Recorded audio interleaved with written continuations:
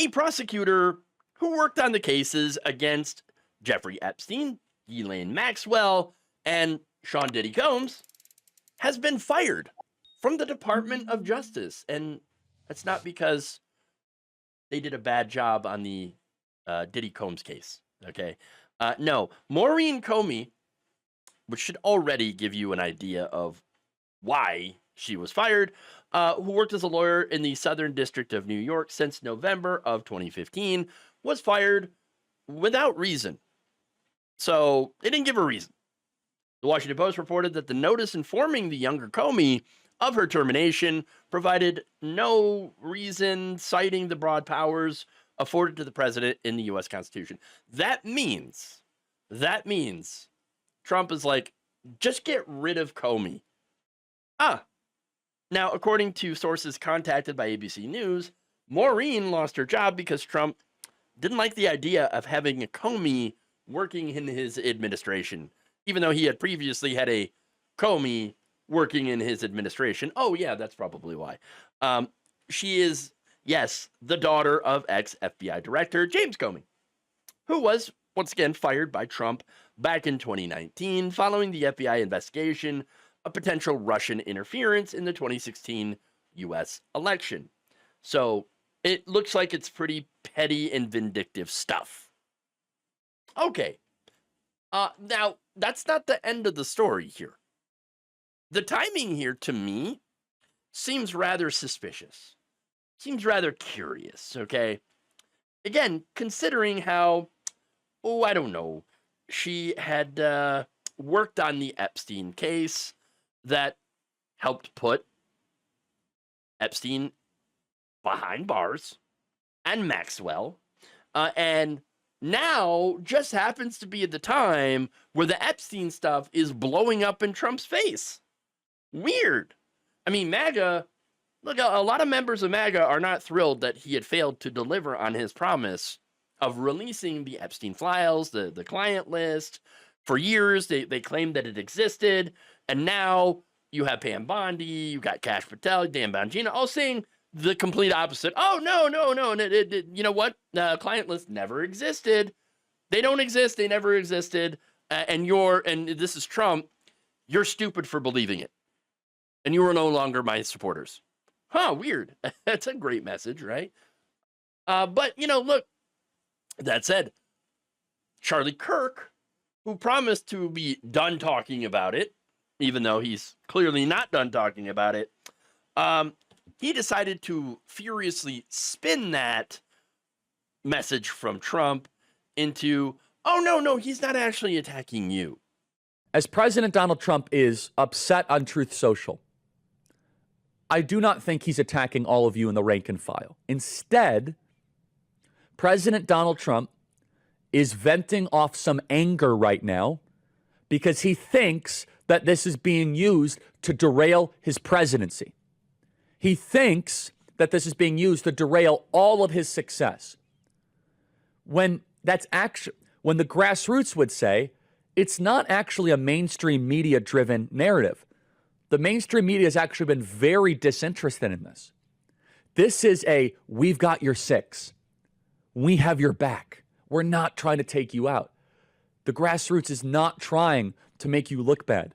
We want to try and make sure the bad people that have done such terrible things to you can finally be held accountable. Oh, you see? Donald Trump, he's not mad at you. He's just venting. You see it? Yes, he's venting. Oh, okay. Is that why he called this entire thing a hoax? And that his followers, he doesn't want people who want transparency. Okay? He doesn't want people who are worried about the Epstein files to be his followers anymore. I mean, that's what he said. So, no, I don't really believe it. Okay? I don't believe him at all. Really? Okay. Look, here's the thing. His new talking point here, and this, I believe this is linked to the Comey thing, and maybe I'm wrong. Okay? I kind of feel like Glenn Beck with the whiteboard right now, okay? But just hear me out, okay? His new talking point has been, oh, the Epstein files? Yeah, that was actually written by Barack Obama, Joe Biden, and James Comey. Oh, so okay, so Comey wrote the Epstein files, and so that's why they're a hoax.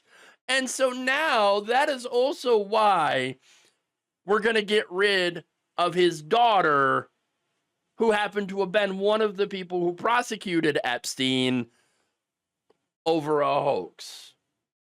So that feels like, I don't know, it seems like this is the reason. All right. And again, I could be wrong. I could be drawing lines between things that aren't actually there. I don't know.